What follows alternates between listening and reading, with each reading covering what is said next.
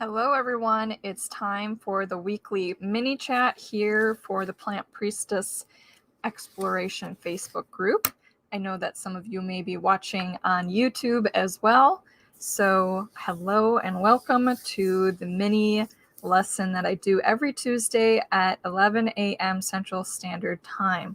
So, today's topic is going to be about how to trust your herbal remedies that you make.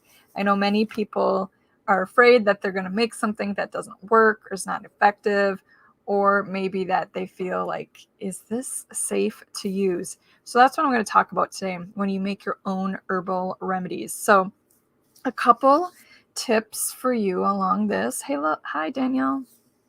A couple tips for you on this is that when you make your own herbal remedies, especially when I first started making them, I was a little unsure, like, should I use these? Is this going to work out all right?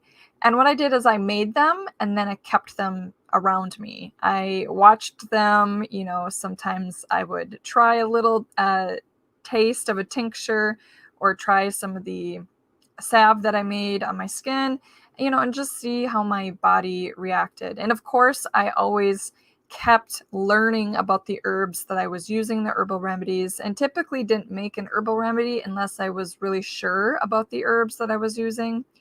But I certainly kept them around me as much as I could. And there's a cabinet back here, and that's where I would keep most of my herbal remedies. Sometimes I would play around with a new herb and just keep it around me. That way I got used to what color changes might happen.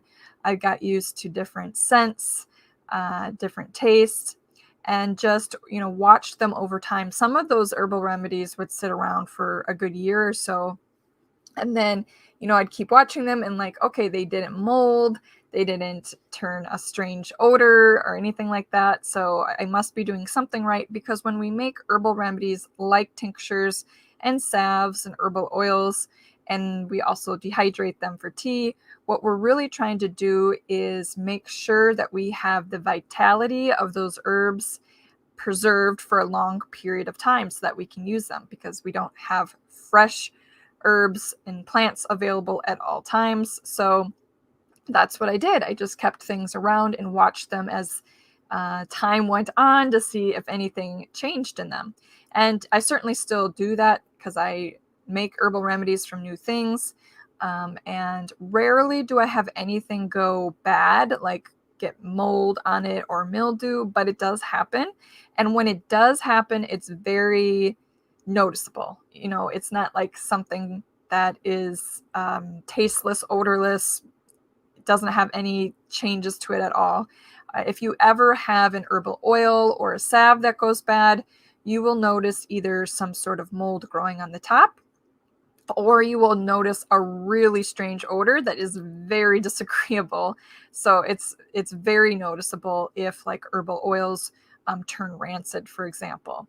And there have been times where I've done things purposely kind of wrong to see if I could force it to go bad, so that I know what that looks like, smells like, when it does go off. So I have done herbal oils, just see what does it look like if it does indeed go bad, because there was some moisture or water introduced into the oil, and there grows a little fuzzy mold on the top, and it's usually a whitish color, and it floats on the top. I've never seen it inside the herbal oil or inside a salve, but it certainly could happen.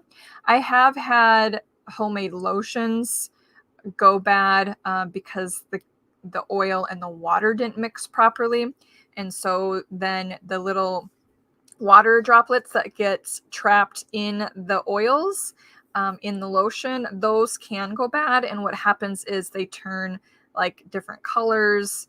You can just see that they've gone off. So just looking at some comments here. Hello, everybody. Good to see everybody.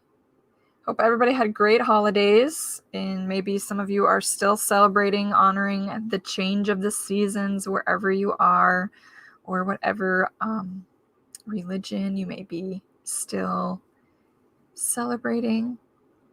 Okay, so I'm talking about how to trust herbal remedies, especially ones that you make on your own.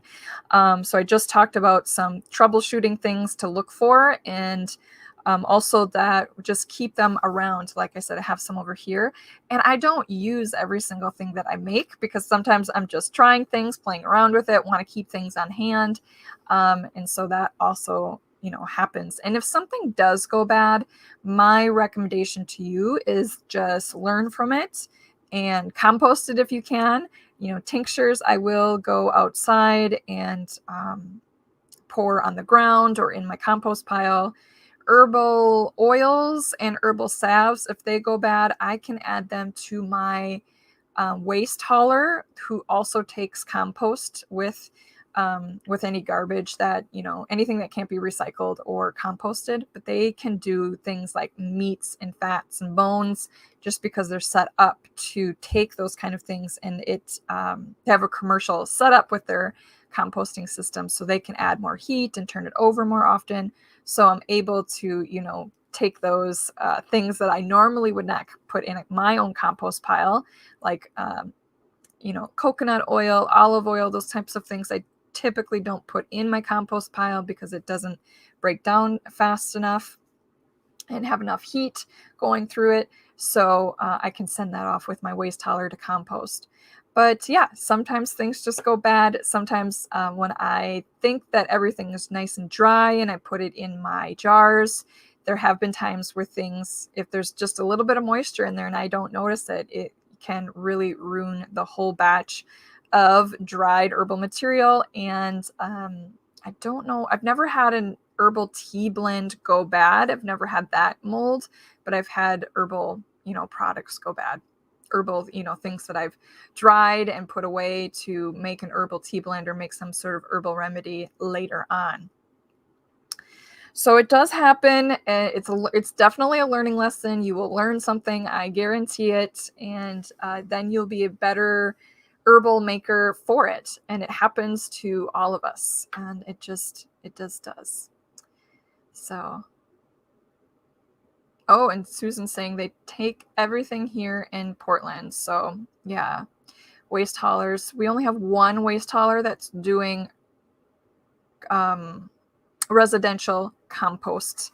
So they'll take your compost in these little green bags, and it's really awesome because I can't hold all of the waste scraps in my compost bin either. So I love to compost. It makes me, I give back to the earth that way, give back to my garden. All right, one other thing I want to say is that we keep them around us, we make them. And one other thing to start to trust your own herbal remedies is actually, for me, I would purchase other herbal from other companies that were reputable and had been around for a long time. So I could kind of compare, like, okay, they made this vegetable tincture. Herb Farm is one that makes good vegetable glycerin tinctures, not alcohol based. And so I got to taste what does theirs taste like? What does it look like? And keeping it for a longer period of time, for months and months, like what is there anything that changes, so that when I go ahead and make my own vegetable glycerin tinctures, then I can kind of compare that, especially if I'm making like the same herb plus the vegetable glycerin put together. So I've done that before. I made a catnip tincture, and it just was not the same flavor as the purchased one from Herb Farm. So when I really, looked onto their label, I realized they were using the flowers of the catnip plant as well, and I had not done that. So that was something I adjusted later on. Yeah, Herb Farm is really great. I have a friend who did an internship there many years ago. So she, was there for a whole summer. They taught them how to make tinctures and taught them how to grow herbs and dry them. So I got firsthand knowledge of what it's like there and how precise and consistent they are. So I love that. I love knowing these companies like that.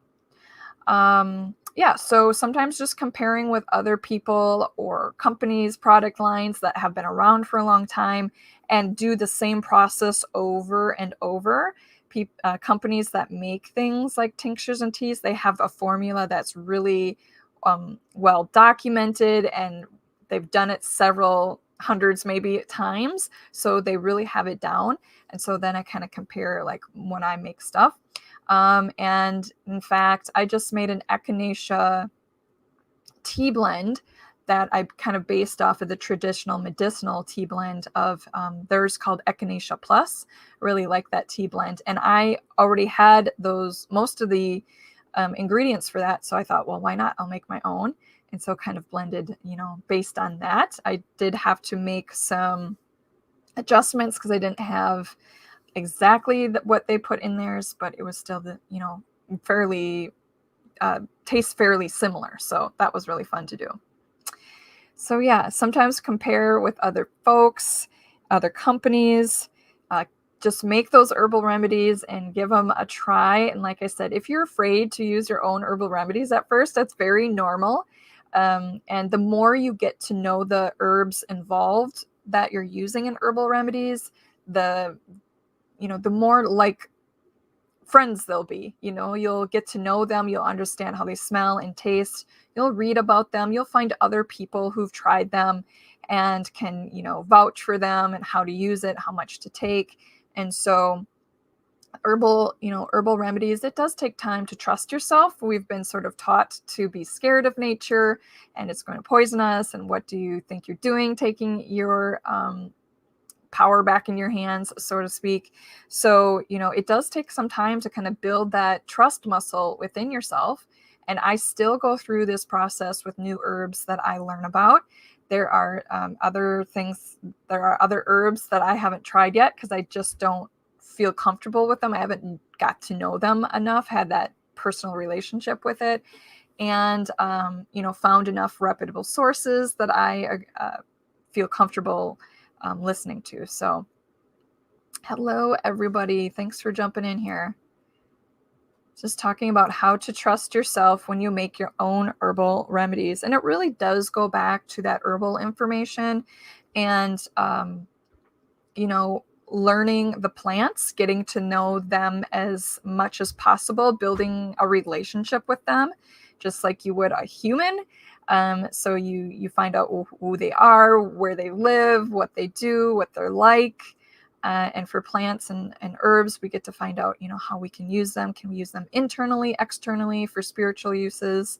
And growing them is a great way to get them to know them more. And meeting other people who've used them is really helpful as well. All right. Let's see here. Yeah, Konita, reading yours. That's awesome. Maybe you can get to making them again, Konita. Yeah, and with herbal products, one thing can go sell for a long time and then not, and then something else picks up. It's just seasonal. It's all sorts of things. Trial and error. It really is trial and error. It's like baking or cooking. And you get used to what you can add in and substitute in and keep out. It really is. I mean, people want really specific recipes for tinctures, herbs, salves, things like that. And it can be confusing when you find similar recipes that are just a little bit different, but are supposed to be used for the same thing. And it's all about what you have available to you, what's on hand, and what you're comfortable using, and taste. Everybody's got a different kind of taste to things. So there's variation in herbal remedies, and it's not always standardized like we're used to being able to go into a store, pick up our bottle of ibuprofen or something and have it be the same all the time. There is that variation. And herbal ways have, they're not like black and white set in stone type thing. There is variation. Every plant is grown differently, has different taste and strength, even if it's the same species. And so we need to learn to use our senses, our taste buds for some of these things, and start low with what you're doing.